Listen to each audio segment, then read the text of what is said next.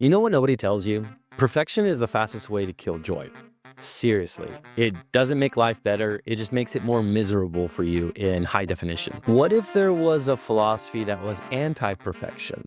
One that celebrates imperfection, impermanence, and simplicity? That's where the Japanese philosophy of Wabi Sabi comes in. Today, I'm going to show you how to take that idea of Wabi Sabi and turn it into a system you can use to design your life to be much lighter, freer, and actually more human.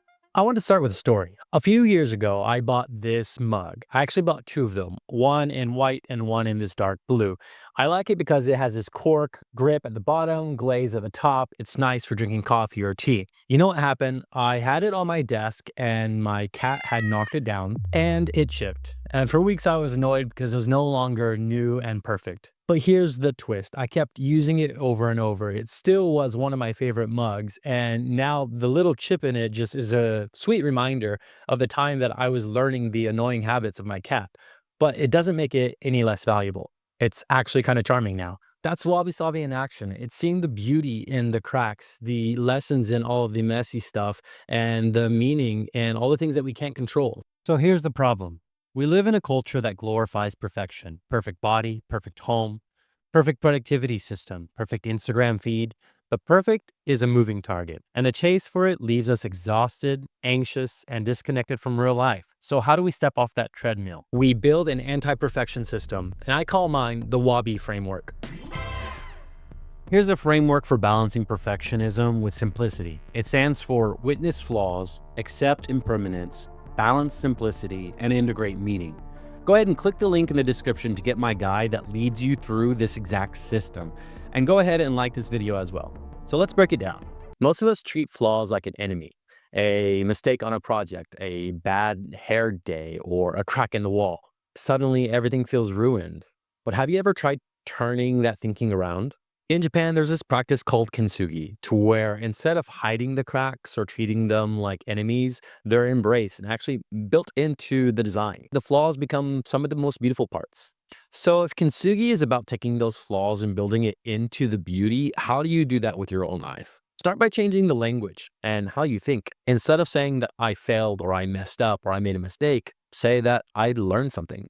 Try sharing or journaling, jotting down your imperfections. Talk about those imperfections just as much as you talk about the highlights, because that's how you grow. That's part of the journey, right? And use your mistakes as part of the design. You know, if you missed a workout, then go outside for a walk or a slight jog and turn it into a light cardio day. Just because things don't go the way that you expected, they're not perfect, doesn't mean that you have to throw everything out the window.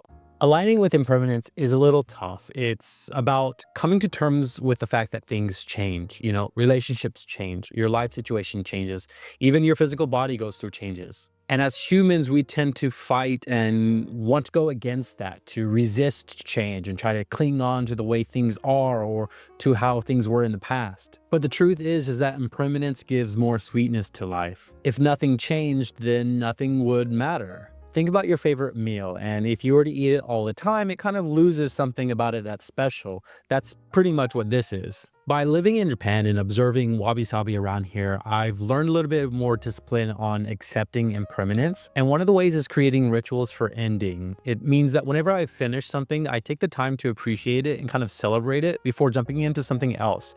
And a day where we have so many things we want to do, we tend to just jump and jump and jump, and we never really celebrate how we've accomplished something, either in our day or a week or that month.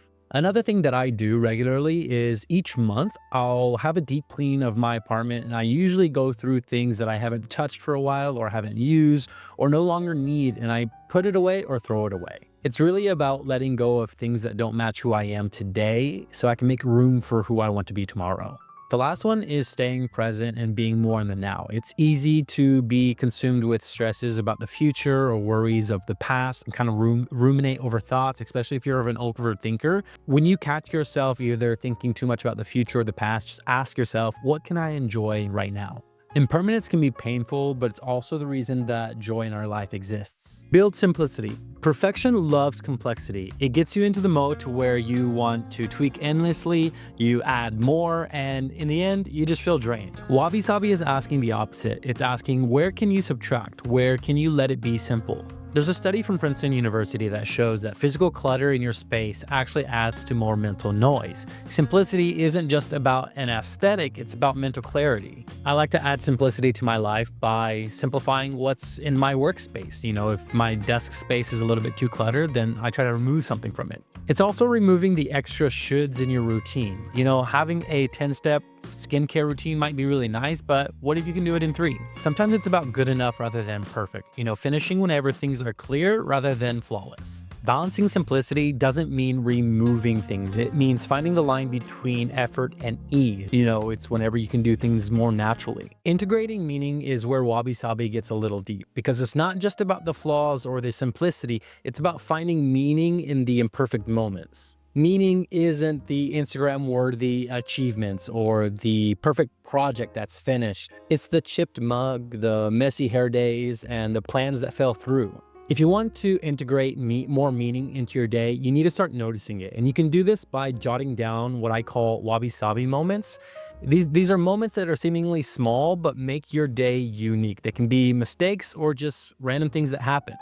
Think about having a cup of coffee and looking outside the window and seeing a bird perch right in front of you. It's kind of special. It makes today different than yesterday and what tomorrow will possibly be. Next, redefine how you see success. Instead of asking yourself, did I crush it today? You can ask yourself, did I live up to my values and did I try my best? This is about moving success away from perfection and making it something that's actually achievable for you every day. And another way that you can integrate more meaning in your life is taking seemingly mundane things and making more of a ritual about it.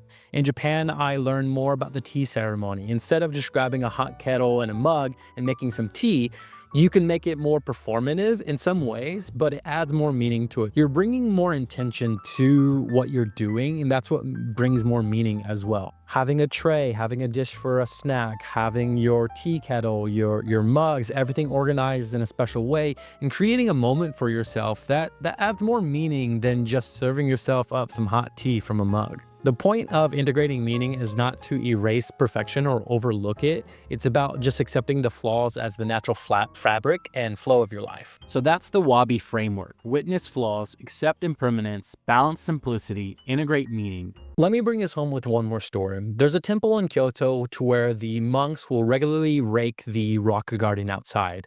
And once they're finished, leaves tend to fall here. And instead of being annoyed or upset or removing the leaves, they accept it as a natural part of the art. That's life. You can rake the patterns, but the leaves are still going to fall. So you have a choice of whether you want to recognize it as part of the beauty or be frustrated and annoyed with it. The problem with perfection is that it tricks us to thinking that life only matters whenever it's flawless. And the truth is that it matters because it's not. So here's the challenge. Pick one part of the Wabi framework.